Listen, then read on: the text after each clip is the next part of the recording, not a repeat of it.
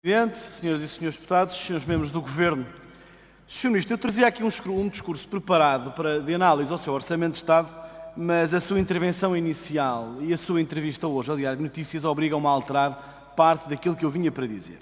Em primeiro lugar, gostava de dizer ao Sr. Ministro que a matéria de bolsas de mérito por pagar desde 2012 é preciso ter um bocadinho também de bom senso e de alguma vergonha na cara. É que o Sr. Ministro esquece que sabe qual é que foram as bolsas pagas em 2011, quando o Governo anterior chegou ao poder? As bolsas de 2009. Lembra-se quem é que era o Secretário de Estado da altura do Ensino Superior? É preciso recordar. Nessa matéria acho que devemos olhar todos para nós e tentar fazermos todos juntos um melhor trabalho. O PSD pagou para trás e infelizmente não recuperou terreno. Espero que o Sr. Ministro o consiga fazer, mas criticar os outros pelo aquilo que nós próprios deixámos por fazer não me parece muito inteligente e sobretudo não me parece muito honesto.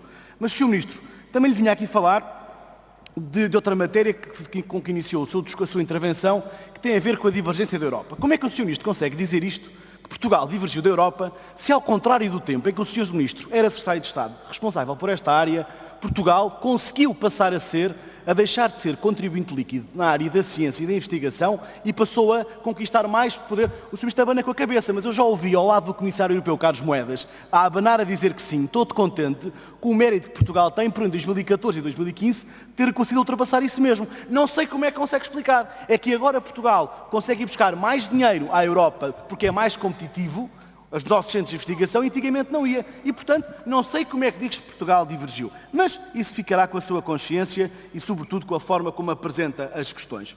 Mas, Sr. Ministro, devo dizer que o Orçamento de Estado para este ano, que aqui nos apresenta, fica muito aquém das expectativas criadas.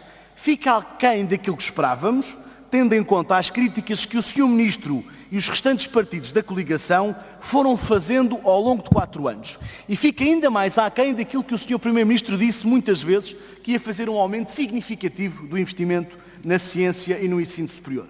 Mas é verdade, e há que reconhecer, pelo menos, que o seu orçamento não está cheio de meias-verdades, como o do seu colega da Educação, não me parece insuficiente face às necessidades básicas, mais básicas das universidades e politécnicos e, de alguma forma, mantém uma trajetória ascendente de investimento que vem desde 2013. Aliás, a proposta que chegou à Assembleia confirma aquilo que nós afirmámos durante 4 anos e desmente aquilo que muitas vezes aqui foi dito pela oposição. Aliás, a trajetória, há um corte que ocorre de cerca de 504 milhões de euros de 2009 e 2011, e a inversão, isto é causado pelo PEC 1, PEC 2 e PEC 3, e há uma inversão no crescimento em 2013 e que agora não é invertido e muito bem pelo Sr. Ministro. Aliás, isto basta olhar para os quadros do seu próprio orçamento para ver a trajetória de investimento e de execução das verbas dos últimos anos. Mas, Sr. Ministro, aquilo que é preciso também aqui tratar hoje são algumas questões que nós consideramos que merecem o seu esclarecimento. Em primeiro lugar, em matéria de financiamento, consideramos positivos os acordos plurianuais. A facto, permite ter sobretudo, trazer alguma previsibilidade, mas também não garante muito desenvolvimento e evolução, porque o valor se mantém. E, portanto, o que acontece é que o orçamento acaba por ficar, de alguma forma, congelado nos próximos anos. Não é por acaso que os presidentes de Politécnicos de Leiria, Porto, de Lisboa, Porto e Coimbra, são 40% dos politécnicos, se recusaram a assinar o acordo com o Governo e disseram até que a sua visão é redutora e assente em preconceitos sociais e académicos. Sr. Ministro, permita-me sugerir que o Governo poderia não ter deitado para o lixo a fórmula de financiamento acordada entre o seu antecessor e todas as instituições públicas, ou então propor uma lei nova que estamos cá para discutir consigo. Sr. Ministro, outro ponto muito importante, que merece o seu esclarecimento. As dotações específicas para as instituições de ensino superior parecem ter um aumento de 60 milhões de euros. Mas, por outro lado, prevê um aumento de despesas com pessoal de 100 milhões de euros. Ou seja, parece haver aqui um buraco de 40 milhões. Se aí estivesse sentado o seu colega da Educação, eu diria que havia aqui uma armadilha ou alguma meia-verdade ou suborçamentação. Mas como estamos perante o Sr. Ministro não eleitor, eu acredito que seja um erro de interpretação nossa ou uma questão que importa esclarecer. Mas, Sr. Ministro, verificamos também que o orçamento apresenta-se ao público como se tendo um aumento de 50 milhões de euros para o ensino superior. o que na verdade não é bem assim. No fundo, integra no orçamento do ensino superior os 50 milhões que no ano anterior foram retirados das finanças para pagar as reversões. No fundo, o orçamento é na prática igual ao do ano passado, sempre é melhor ser igual do que ter um corte de 170 milhões, como por exemplo tem o da educação. No fundo, o orçamento para o superior só contempla o aumento de salários, não há aumento de investimento, nem no desenvolvimento da qualidade do ensino superior.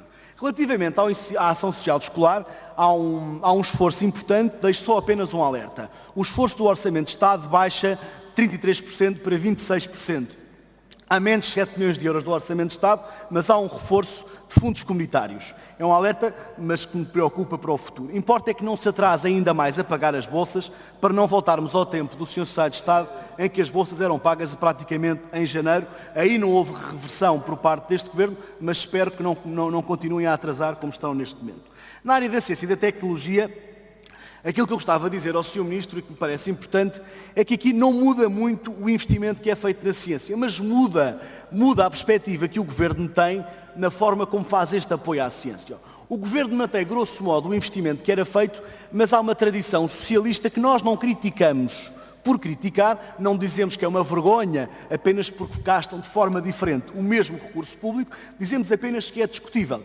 Os governos do PS costumam privilegiar as bolsas, a formação dos investigadores e dirigir para esse tipo de prioridades. Os governos PSD e CDS têm como opção dirigir mais para projetos e para os centros de investigação. A sua medida, a sua tese, parece mais popular, é mais simpática, não necessariamente mais eficaz. Aliás, basta ver os resultados do governo anterior para perceber que este dirigir de investimento para os centros de investigação trouxe resultados. Aliás, não é por acaso que os resultados anunciados a semana passada divulgam e demonstram que, por exemplo, na área da ciência, há 72% de projetos a mais de universidades e politécnicos com empresas. Isto é que é trazer inovação, porque como o Sr. Ministro bem sabe e o Sr. Presidente, o ilustre professor Quintanilha, sabe ainda melhor, só há inovação quando ela é transmitida para as empresas, quando é transmitida para a sociedade, quando é transmitida para as pessoas, e isso provoca um aumento de bem-estar na nossa sociedade. Mas aqui é um modelo, como digo, que nós discutimos, que nós não concordamos por inteiro, mas de facto é diferente, não necessariamente melhor. Há uma vantagem na ciência, Sr. Ministro, e no superior, é que nós temos um Ministro da Ciência e do Superior que não é refém de um sindicato e que não é refém de acordos com partidos políticos. E isso permite manter alguma trajetória de investimento com algumas nuances de alternativa que nós respeitamos, não concordamos, mas discutimos. Mas, Sr. Ministro, há aqui uma matéria que termino dizendo apenas isto, Sr. Presidente, com a sua tolerância, que nós não podemos aceitar, que é os atrasos na divulgação dos resultados das bolsas. Este é o primeiro ano, nos últimos anos de história, em que não temos resultados anunciados das bolsas FCT, não são conhecidos do grande público e, mais uma vez, ficamos aqui por pensar o que é que aconteceu. Se fosse no caso do seu colega da Educação, diríamos que estava a passar despesa para o ano seguinte. Como o Sr. Ministro tem mais o hábito de fazer grupos de trabalho, o seu resultado é o mesmo, mas é mais honesto. Muito obrigada, Sr. Deputado. Sr. Ministro, para responder. Eu agradeço sempre a forma combativa